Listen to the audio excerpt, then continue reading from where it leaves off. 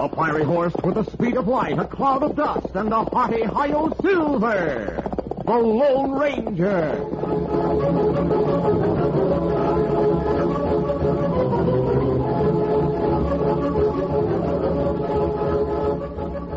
Before this exciting adventure, a word from our sponsor. A cloud of dust, a flash of light, and a hearty Hi-Yo Norita. The Lone Stranger eats again. All right, partner, reach and get away from my cache of silver bullets. Pronto. You're the one who's been taking my silver bullets? No, me just trading silver bullets for golden rich Merita sandwich bread. What? Well, it's better than the wampum. I know, but you've got to stop taking my silver bullets from my 6 guns and putting in Merita. Me sorry. Huh, sorry. Today I fired at a bandit and hit him with a bologna sandwich. Him get away? No, I caught him when he stopped for mustard. Not good. So was the sandwich. All sandwiches taste better on Marita. All right, Pronto. Here's your Merita sandwich bread. Now empty your pockets, faithful Indian companion. Tune in again for those thrilling days of yesteryear. The Lone Stranger eats again. Hi-Yo, Merita! Away!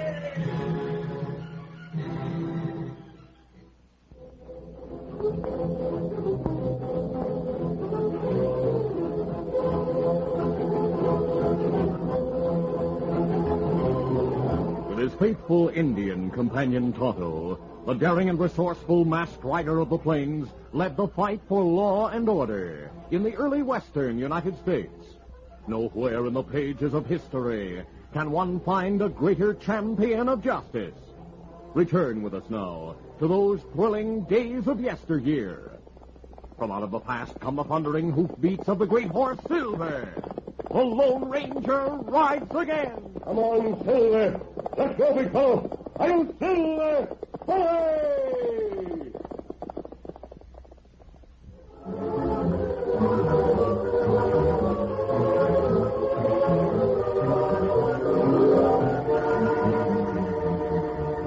Mort Pierce, owner of a freight and stage line out of Pecos, Texas, stopped in front of an old shack in Limestone Canyon, a few miles from town. Puffing a large Cuban cigar, he strolled to the front door and pushed it open. He stood a moment looking at the 3 tough-looking men who sat playing cards. Then he spoke.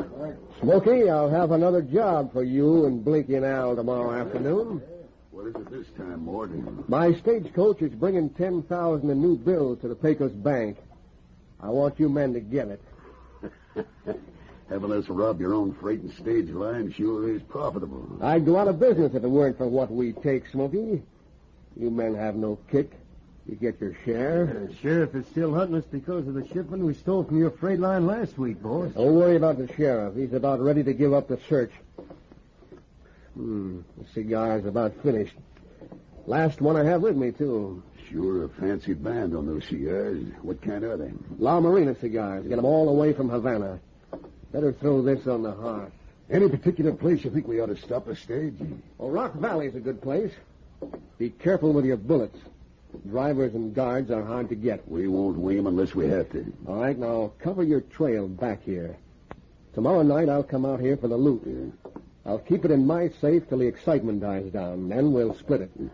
I'll see you later. So long. So long, boss.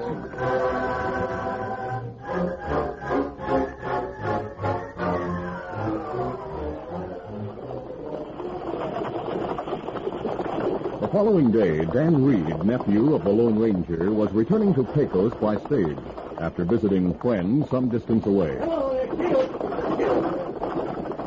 As the stage rumbled along the trail through Rock Valley, Dan was suddenly startled by gunshots. 3 masked outlaws coming. Must be a holdup. All right, keep them covered. I'll see about the passengers. Here we are. I got you covered. Get out. All right, I'm not armed. Wait while I search you. Yes. Only a few dollars. All right, get back in. Thanks. All right, driver. Throw down the cash box and be quick about it. From inside the coach, Dan studied the 3 outlaws closely for a moment.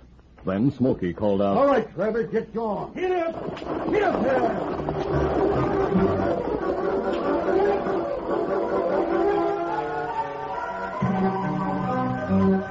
When the stage reached town, Dan went to the livery stable and got his horse, Victor. A short time later, he arrived at a camp in the nearby hills, where the Lone Ranger and Tonto waited to greet him. Oh, Victor, boy. Easy, fellas.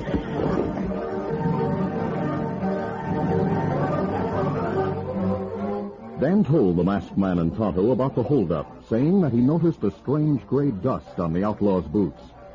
The Lone Ranger and Tonto rode to the place where the holdup took place. Later, they returned to camp. Easy, Any luck? No, Dan. The sheriff and a posse arrived there before us and covered any tracks the outlaws may have left. It will soon be dark, so there's little use in searching the hills now. We'll hunt for them in the morning.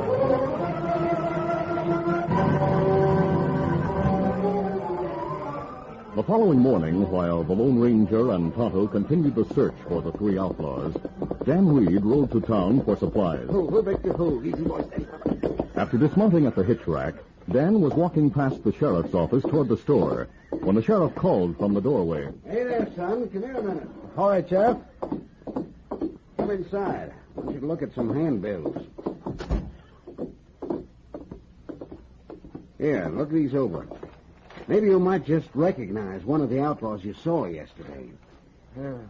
Sorry, Sheriff, but I don't recognize any of these faces. Oh, well, it was just a thought I had. Look, they're on the floor. Somebody dropped the ring. Oh, that. Looks like a finger ring, all right, but it's just a circle of fancy paper with gold on it. Came off one of the cigars Mr. Pierce, the freight line owner, smokes. Oh, for a moment I thought it was a ring. La Marina. Yep, mighty expensive cigars. He's the only one smokes them in town, has them sent in special from Cuba. Well, I'm not a judge. I don't smoke. Sorry I couldn't get anything from the handbills. That's all right. Goodbye, son. Bye, sir.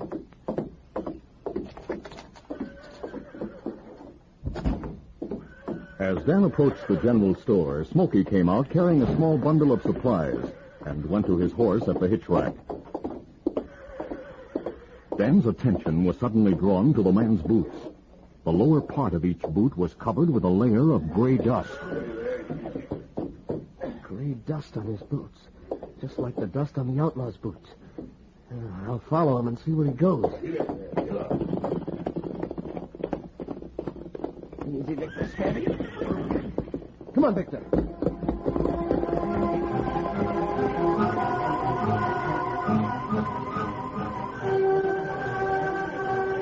Dan, using the knowledge he'd gained from the Lone Ranger and Tonto, trailed Smoky without attracting the outlaw's attention. But as he approached the entrance to Limestone Canyon... Stop and reach. I got you covered. Ho, Victor. Ho. Get up. Come on. Ho there, ho. I was watching in case somebody followed Smoky. Good thing I was. Hey, you're the young fellow who was on the stage yesterday. That's right. I heard the shot, Wiggy, so I came back. The sneaking maverick was trailing you, Smoky. It's a good thing you were on guard. Say, he's the hombre who was passenger on the stage yesterday. Yeah, I recognized him right off. I don't know how he spotted you, though. That don't matter. It's his hard luck that he did. Shall I plug him? No, I'll take him to the shack. You wait here a while to see if anyone else was following. Then come on to the shack. All right. Right into the canyon ahead of me. And no tricks or I'll put a bullet in your back. Get going. Come on, Victor. Get up there.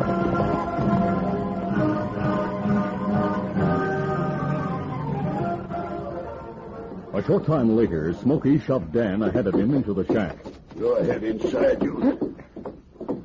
Hey, who's that, Smoky? The young hombre who was riding the stage yesterday. He trailed me from town. Holy mackerel. I wonder why he trailed you. Most likely he recognized me in town. But I can't figure out how he did it. All right, speak up, you. How come you followed me out here? If you'd been smart, you'd have cleaned your boots after the stage robbery. That gray dust made me suspicious. So that's it. Well, now that you're here, we can't let you get away. You think you're smart, don't you? Sit down. Dan was tied to the chair, then gagged.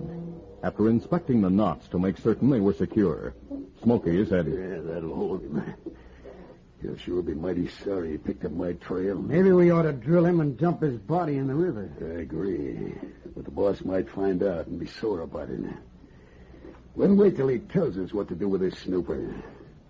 And knowing the boss, I'll say this young maverick will be dead before morning.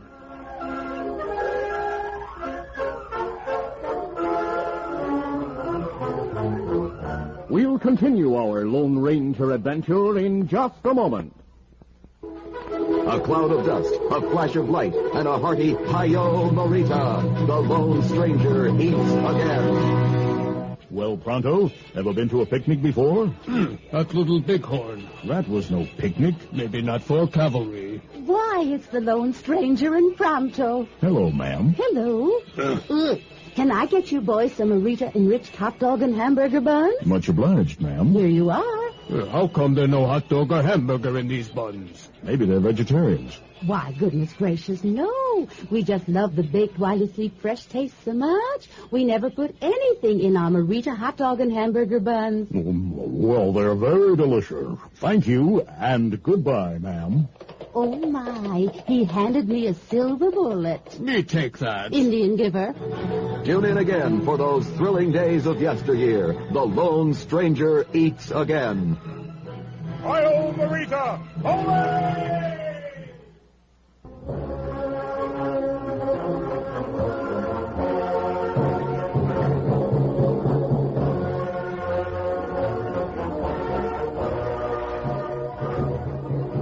Now to continue. Dan Weed, captured by the three outlaws and tied and gagged in the shack, realized that unless he found a way to get help, he had little chance of surviving. After a short time, Blinky came to the shack, and the three men played cards. Then, after eating lunch, Smokey said, Blinky and I will ride to town to see the boss, Al. You stand guard at the entrance to the canyon until we get back. You think it's safe to leave that fella here alone? Sure, he's tied good and gagged. Don't worry, he'll be here when we get back. Let's go.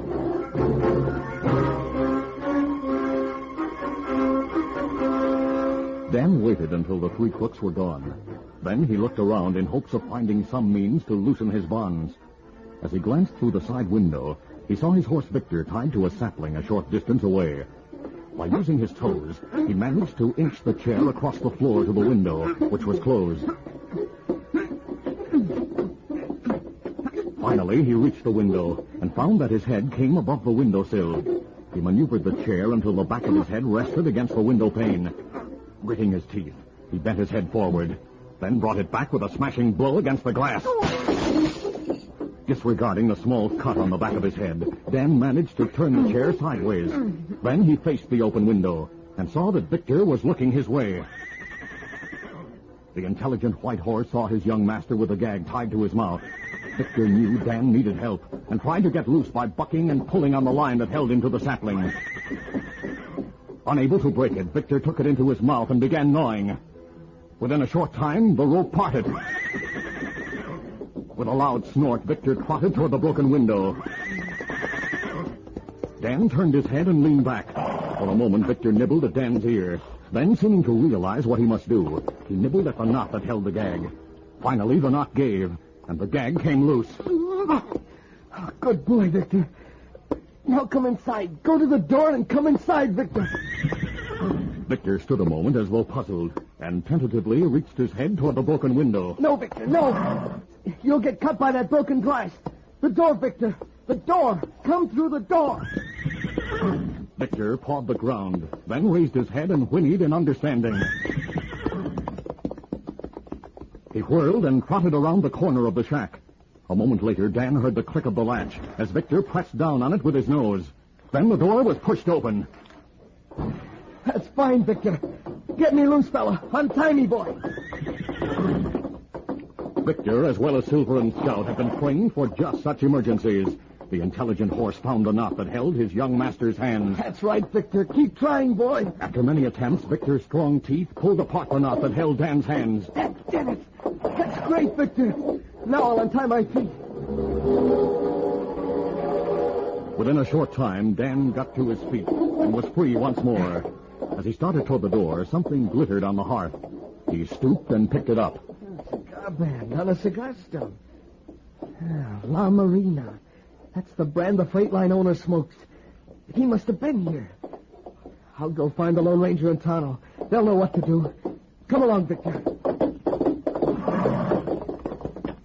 Easy, boy. Steady, fella. I'll go out through the far end of the canyon to avoid the guard. Come on, Victor.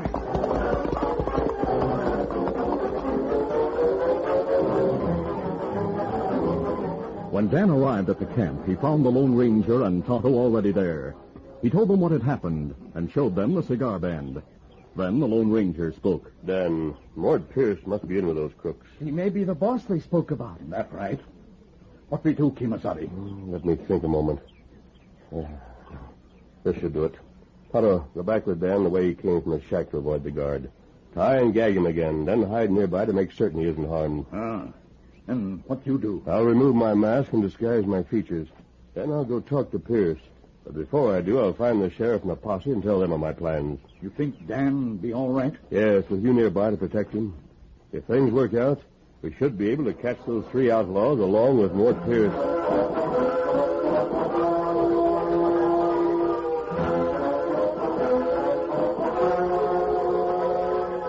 After identifying himself to the sheriff, the Lone Ranger related what Dan had discovered and told of his plan. Then he rode to town and stopped in front of Mort Pierce's office. Steady, big boy.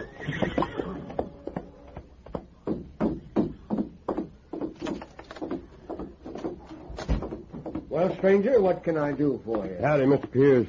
I just left the posse because I had to come back to town on business. But the sheriff asked me to tell you they have a line on the outlaws. He thought you might like to know. How sure is he? I mean, has the posse found their hideout? Well, not yet, but they found tracks they know are those of the crooks. And the sheriff figures he'll find the hideout within an hour or so. Just a matter of following their trail now. Those hombres are mighty clever covering their tracks. Maybe the sheriff will lose the trail again. Nope. I'm sure it's only a matter of time before they move in on those coyotes. Reckon that's mighty good news for you. Yeah, sure. Thanks for the information, stranger. Glad to give it to you. Goodbye, Mr. Pierce. Bye.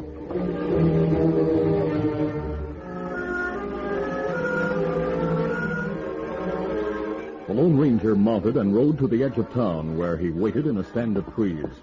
Soon he saw Mort Pierce heading out the trail on horseback.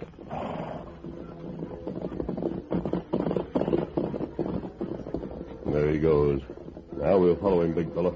Come on, Silver.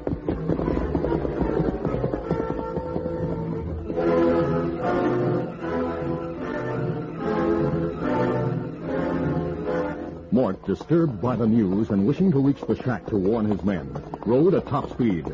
At the entrance to the canyon, he called to Al to join him. Then the 2 men rode on to the shack. Steady.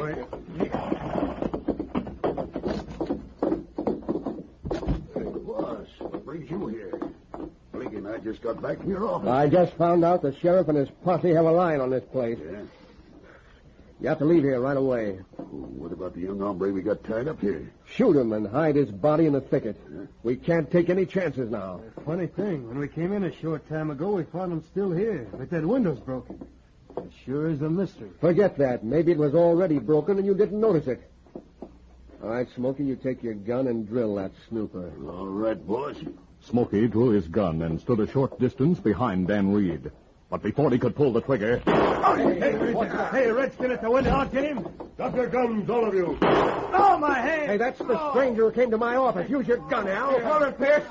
My men are covering all of you from the windows. Keep them covered, Sheriff. I'll take their guns. Quickly, the Lone Ranger took the outlaw's guns, then took the gag from Dan's mouth and untied him. There you are, Dan. Sorry I had you take the risk. Oh, that's all right, sir. I knew Tonto was watching. And the crooks didn't suspect that I'd left here and come back. Left and came back. I don't savvy. That gives you something to think about. Sheriff, now you have proof that Mort Pierce was leader of this small gang. That's right, sir. He gave the order to have me killed, and then told the men to leave before the sheriff found the hideout. The young maverick's lying. I came out this way to join the posse and accidentally found this hideout. These crooks got the drop on me. They would have killed me along with the young man. You can't walk out on us. You planned to hold up and told us to kill the young hombre. He's lying. In fact, you'll find the loot in his office safe, still in the cash box. That's right. Mort's trying to get out of this with a whole skin. But we're not going to let him get away with it. Don't worry. We'll take him in with the rest of you. When we get to town, we'll get the evidence from his safe. I don't know how this happened. You can thank the tall stranger for getting a line on you, Pierce. The credit really goes to Dan. He was sharp enough to realize Mort Pierce was the leader when he found a cigar band here in this shack. What? Yeah, it's a fancy La Marina band, like the one he found in your office, Sheriff. Cigar band. Say, now, that young fellow's going to turn into a mighty clever lawman someday. I hope so, Sheriff. My wallet they stole is in the table drawer. Good. Yep, here's the wallet. I'll hold it as evidence. Mort, you and those fancy cigars. The fine leader you turned out to be. Letting a young maverick like him out with you. Oh, shut up. Time up, men. Then we'll take him back to Pecos. I'm sure you and your men will be able to finish the job, Sheriff. So we'll leave now. Adios. Goodbye, mister. We should have finished off that young smart aleck when we first caught him.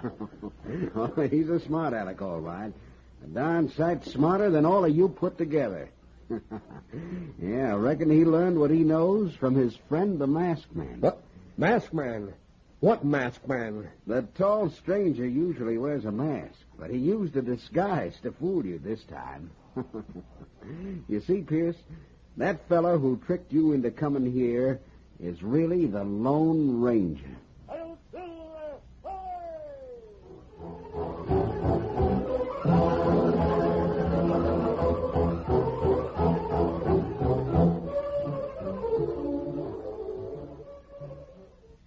Hello there. I'd like to just take a minute to talk to you about Merita Brown and Serve rolls. As you know, Merita means all that's fresh and good that goes into and comes out of your oven. And Merita Brown and Serve rolls are the ones that bake to a flaky golden brown in just 6 minutes. There are 12 delicious Merita Brown and Serve rolls in every package. And if you don't use them all right away, that's all right, too. Merita guarantees freshness for several days after you buy them.